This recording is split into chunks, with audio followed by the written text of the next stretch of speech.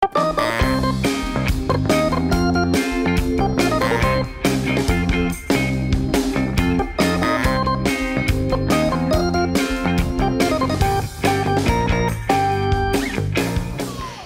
à tous, bienvenue dans ce nouvel épisode de l'Infiltré du dimanche avec un programme, vous allez voir, royal. Je vous emmène tout de suite au Château du Lude pour la 25e édition de la Fête des Jardiniers.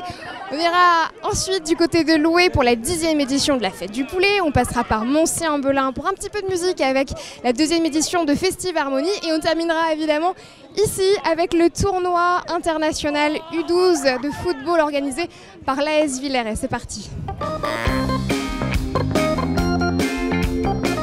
J'ai le plaisir de vous retrouver ce matin sous le magnifique soleil du Château du Lude, spécialement pour la 25e édition de la Fête des Jardiniers. Et je vous emmène sans tarder à la rencontre d'un petit couple qui cultive des roses. Il s'agit de Marie-Reine. J'ai mangé le prénom de monsieur Michel. Merci Marie-Reine, bonjour. Bonjour. Comment allez-vous? Ça va très bien, merci. Ça va ? Il est super votre stand. Merci. Puis il y a Michel qui est au milieu des roses. Je vais aller le rejoindre si vous voulez venir avec nous. Vous n'hésitez pas. Bonjour Michel. Bonjour. Ça va? Oui, ça va très bien avec le soleil. Bah ouais. Le soleil est parmi du château. Hein. Oui. On a l'habitude de le faire parce que bon, ça fait la 24e année sur 25 qu'on est, disons, présent au Château du Lude. En plus, vous avez un emplacement magnifique puisqu'on vous tourne le dos, mais quand on regarde sur cette perspective, on a le château avec vos jolies roses. Voilà. Est-ce que vous êtes sartois, Michel? Non, pas du tout. Je suis de l'Anjou, du Maine-et-Loire. On est, disons, pépiniériste, rosieriste, parce qu'on fait de l'art fruitier aussi à l'hiver. Et on fait surtout, disons, des marchés aux plantes maintenant de plus en plus avec du rosier fleuri. Elles sont magnifiques, hein, vos roses. Voilà, disons qu'on a 6 maisons de création. C'est-à-dire, nous, on est surtout pépiniéristes. On n'est pas créateurs. Hein. Parce que la création se fait par des spécialistes qui créent leurs roses, qu'il faut en principe entre 5 et 8 années pour réussir une rose. Ah oui. C'est, disons, beaucoup de travail. C'est encore un autre métier. Hein. C'est un autre métier, oui. Dans ce que nous, on prend le plus facile. La rose est née. On l'appelle, disons, celui-ci Bobino. Celle-ci, la rose, là, la rose, elle a un petit côté pivoine. Bobino, oui, c'est ça, exact. Crazy Fashion, qui est un petit peu en bicolore. Chial, hein. Voilà. Ouais. Autrement, on a, disons, Sweat Delight. Alors, celle-ci qui est juste derrière nous. Très jolie et parfumée. Très jolie et parfumée. Oui, je vais la sentir. Voilà. Ah ouais, elles sont super bonnes. On a les vedettes surtout, parce qu'on a Pierre Arditi. C'est laquelle, Pierre Arditi? La blanche? La rouge là-bas, c'est Ingrid Bergman. Ah ouais. Le blanc, Pape Jean-Paul II. Ah, il y en a plein. Ah oui, le blanc tout au fond là-bas, ouais, c'est une autre variété de rose blanche. Du parfum, on a, disons, la striée qui s'appelle... attendez, on va se rapprocher de la striée là, parce qu'elle est très jolie. Sentimentale, elle s'appelle? Sentimentale, elle s'appelle, oui. C'est, disons, un polyantha, oui, avec plusieurs boutons dessus qui, disons, fleurissent. Et tous nos rosiers sont remontants. Remontant pour le pépiniériste, ça veut dire refleurir plusieurs fois. Voilà, parce qu'autrement, on a des grimpants, vous voyez, qui sont remontants. Juste là, ouais. Alors les gens, des fois, nous posent la question, alors vous nous dites que c'est un grimpant et remontant. Alors, un grimpant, c'est toujours remontant, oui, mais par contre, c'est en floraison. D'accord, voilà. Elle est là, la nuance. Qu'est-ce qui est le plus facile d'entretien si, par exemple, à la maison, les téléspectateurs qui nous regardent aimeraient bien fleurir un peu leur jardin, mais ne sentent pas encore trop la main verte? Vaut mieux commencer par quoi? Disons que, il faut commencer, disons, à venir nous voir. Nous, on donne, disons, les réponses à ces jardiniers ou futurs jardiniers. Et donc, là, je vois, nous, on a beaucoup de gens qui reviennent nous voir l'année d'après et nous disent, écoutez, c'est sympathique de nous avoir donné plein de conseils, on a réussi nos rosiers. Donc, on revient en chercher encore d'autres. C'est ça ce qu'il y a de sensationnel, quoi. Il y a des tendances un petit peu, je me rapproche un petit peu de celle-ci, qu'on puisse voir d'autres couleurs. Un petit peu à changer un petit peu les couleurs. Hein. Il y a des fois que c'est le rouge qui part bien, en principe c'est ça, et le rose. C'est surtout ça les deux principales variétés. Bon, maintenant on recherche beaucoup le parfum. C'est surtout ça. Alors il faut la qualité de la rose plus le parfum. Vous voulez, on se rapproche un petit peu de celle-ci? Voilà, oui. Hop, je vous redonne le micro.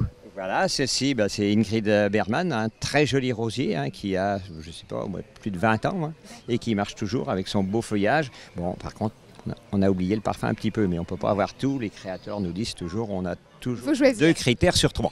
Eh ben, merci beaucoup, Michel. Merci, bonne journée. À vous aussi. Et puis bon courage. C'est gentil, on va aller voir votre voisin juste derrière. Voilà. Il s'appelle Charles et lui, il ne fait pas des bonnes journées. Allez, venez, on va rencontrer Charles. Il est peut-être caché derrière ces arbustes, je vous retrouve par ici. Vous allez peut-être le repérer avant moi, c'est un monsieur avec un chapeau de paille. Comme tout jardinier qui se respecte. Ah, mais si, regardez, il est là, il nous attend. Bonjour Charles. C'est la surprise. Comment ça va? Ça va, merci. On se retrouve sous le soleil. Tout à fait, ouais, du lude. Qu'est-ce que vous proposez, vous? Parce qu'on a vu les roses de Michel et Marie-Reine à côté. Oui, et alors nous on a une pépinière généraliste et puis plus particulièrement on est collectionneur d'érables japonais. On a plus de 77 variétés dans notre pépinière. Ah, c'est ça, d'accord. Ça, ouais, effectivement, ouais. Donc on est vraiment spécialisé là-dedans avec différentes variétés. Donc voilà, et on fait également de la création-conception de jardins. Donc on répond un petit peu aux problématiques que les jardiniers peuvent rencontrer dans leur jardin, aménagement, agencement. Et également donc de la couleur pour voilà. Je vois que vous avez là des morceaux de bambou comme ça, c'est une décoration que vous proposez à mettre dans les jardins? C'est peut-être également une création qu'on peut imaginer effectivement, donc pour donner un petit peu de graphisme dans les jardins, redonner un petit peu de hauteur. Après c'est vraiment au souhait de chacun, donc c'est vraiment de la, comment dirais-je, l'aspiration, des envies. Les envies des clients, donc notamment par rapport à l'aspect pratique de vivre son jardin et surtout de mieux le vivre et surtout répondre au côté un petit peu entretien, les jardins qu'on sait qu'on passe beaucoup moins de temps à entretenir son jardin. Donc trouver les bons végétaux à installer au bon endroit et puis également pour que demain on a envie de passer plus de temps dans son jardin, donc après voilà, ça éveille. C'est agréable. Exactement, ouais. C'est quoi le favori du moment pour finir? Le favori du moment, je dirais que c'est toujours les érables. C'est vrai, ouais. Ouais. On les regarde encore un petit peu, ils sont juste ici. Érables japonais, hein, c'est ça? Tout à fait, ouais. Et avec notamment cette variété qui s'appelle Deosho, qui est ici, qui change vraiment beaucoup de couleurs, qui commence rose pour devenir après vert, pour devenir donc à l'automne tout complètement rouge. Et ça, c'est vraiment un érable qui est vraiment magnifique. Mais ça, je vous dirais, il faut venir à Ménil-Vicomte pour venir les découvrir. Voilà. C'est où ça? Et ben, c'est à un quart d'heure du Lude, c'est vraiment limite Maine-et-Loire, Sarthe et Indre-et-Loire. C'est les voisins. On est vraiment voisins, ouais, exactement. Ouais. Merci beaucoup, Charles. Je vous en prie, merci et puis à bientôt. À bientôt. Au revoir. Allez, nous on continue juste à côté, je vous emmène maintenant voir la décoration de jardin, c'est parti. Je vous emmène à présent sur le stand de Laurent, qui comme vous le voyez, fait de la décoration pour les extérieurs. Bonjour Laurent. Ça va? Bah oui. Ce beau soleil? Bah, agréable, c'est bon. Ouais. Alors vous avez plein de choses ici sur votre stand, il y a plein de choses à voir. Est-ce que vous pouvez me raconter ce que vous faites? Moi je rachète des lots, hein. Je suis pas fabricant. C'est pas vous qui fabriquez, c'est votre frère? Voilà. Enfin c'est même pas mon frère, non, nous on rachète des lots. Ah d'accord. Et c'est tout quoi.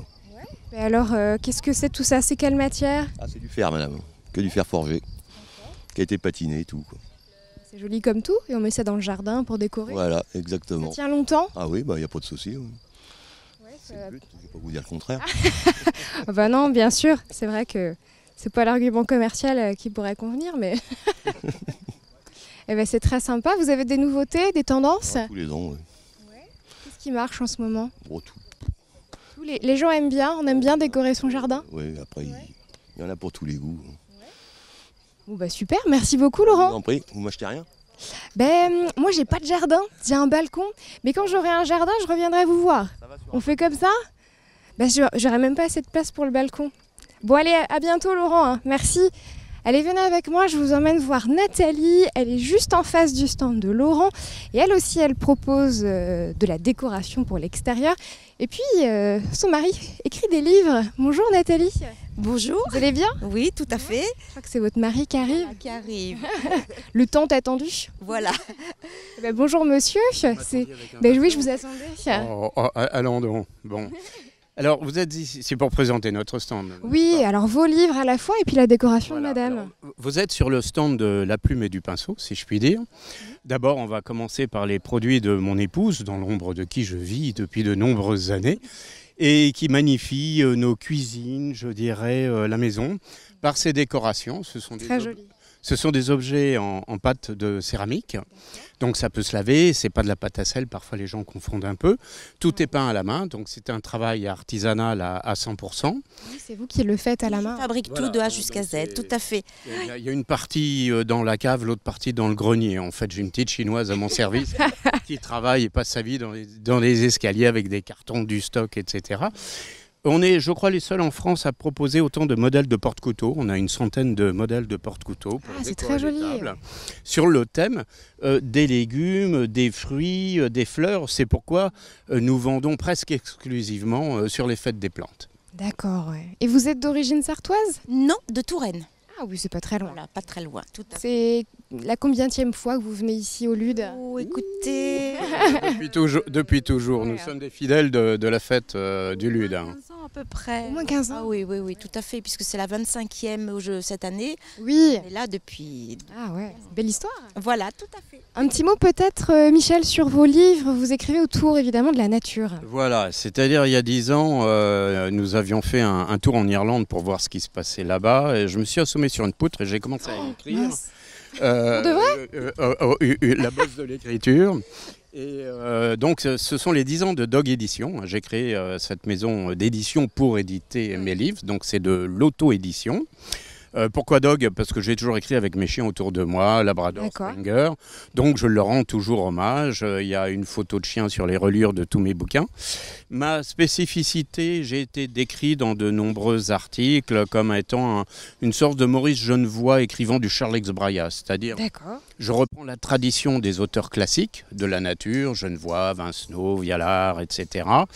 La plupart de mes romans ont pour thématique la chasse, la pêche, l'écologie, l'ornithologie. Je suis un écrivain en botte, si je puis dire. Voilà. Eh bien, merci beaucoup, Michel. Et puis Nathalie, bonne fête des jardiniers, puis à bientôt. Merci à vous.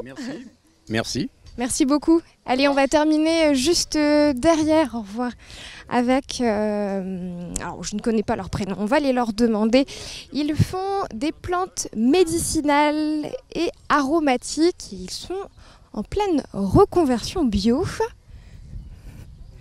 Bonjour, je fais le tour, je me permets de rentrer, c'est vous. Ah, vous pouvez rester avec nous. Quel est votre prénom? Sophie. Sophie. Alors vous avez plein de plantes, à la fois aromatiques, médicinales, je le disais. Est-ce que vous pouvez nous en présenter quelques-unes? Oui, bien sûr. Donc on va avoir beaucoup de plantes aromatiques comme les agastaches par exemple, avec un fort parfum anisé et qu'on peut mettre dans des crudités, des plats en sauce, des salades de fruits sans problème, même des infusions.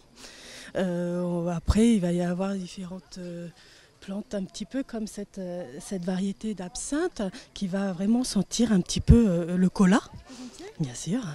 Ah oui. Donc, c'est amusant, ouais.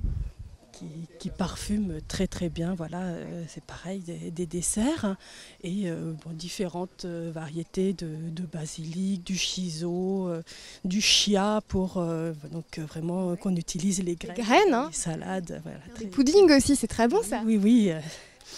Il y a énormément de plantes, ça fonctionne bien, les gens aiment bien. Oui, c'est quelque chose que vraiment les personnes commencent à vouloir vraiment mettre leur petit coin d'aromatique et avoir vraiment du naturel et vraiment du goût chez eux sans traitement et sans...